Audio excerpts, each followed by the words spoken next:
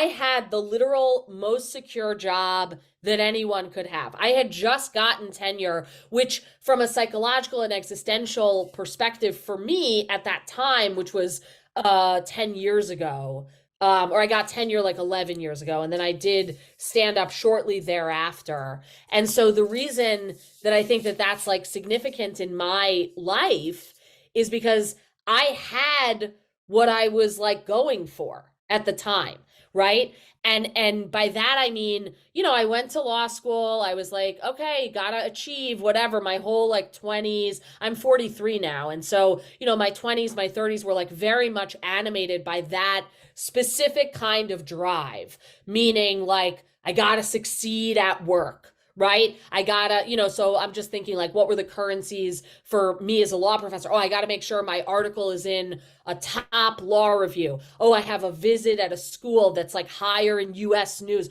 Oh, I gotta get tenure, all that stuff. And to the extent that anything in show business mimics that, I feel like I'm allergic to it. Okay. And so it's not like I'm a stand-up comedian and I've won some stuff, but that took a while for me because I feel like for the longest time, and I still a little bit like have this, is like, it's not that I'm trying not to succeed, but I'm almost like really trying to uncover some deep truths and like honestly find enlightenment and like get to some layer of the onion that is me that's like completely stripped of any, I don't know, like boundaries, right? Like I think honestly, I mean, that's like how I got sober. I've been sober for a while. I quit everything. The thing I'm now working with is sugar. That's like That's the kind of final last thing frontier for you. Yeah. Yeah. Well, it seems like it. It does seem like it, but I say it because it's like the reason for me has been like I want to mainline my personality, I guess, and just like have that be like I can be the most me in any situation.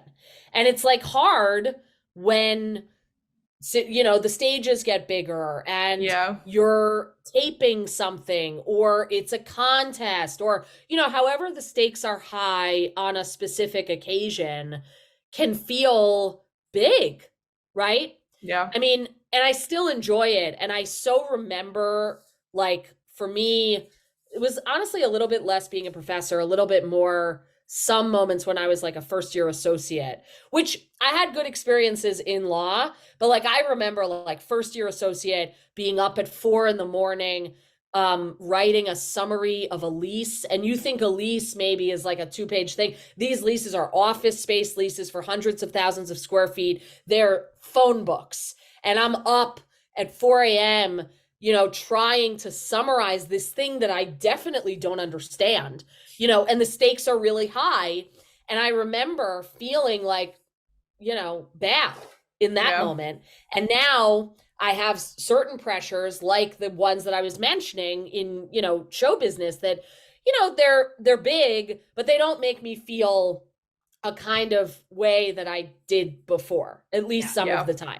It's right. Like you so I think succeed, but just a little bit, right? Like not too much. Well, I think like as an overachiever, I think it's just like taking the pressure off yourself to hit a certain threshold is what you're sort of saying. Of like, if it happens, cool, but it's not the be all end all of my happiness.